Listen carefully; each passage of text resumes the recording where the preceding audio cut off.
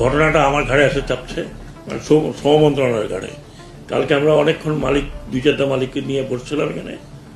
এখন সিদ্ধান্ত হয়েছে যে ওনারা ওনাদের ঘর বাড়ি বিক্রি করে আমাকে 28 তারিখের মধ্যে টাকা পয়সা দেবেন, আমাকে না, তাদের শ্রমিকদের টাকা পয়সা করবেন।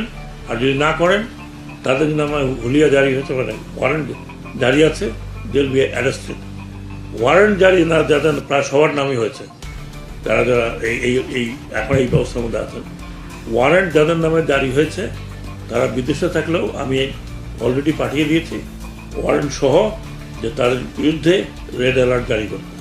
শ্রমিকের পয়সা দিতে হবে, সেটা বাড়ি বিক্রি করে দেখ, আগেও বলেছি, গাড়ি বিক্রি করে দেখ, যা খুশি তাই বিক্রি করে দেখ। যে চালাতে পারে না ফ্যাক্টরি, যে শ্রমিকের বেতন দিতে পারে না 2 মাস 3 মাস, তার তো এই সেক্টরে থাকা উচিত না। এখানে অনেক ভালো ভালো লোক আছেন, না হলে আমাদের গার্মেন্ট ইন্ডাস্ট্রি আরও বাড়ছে তাদের রপ্তানি।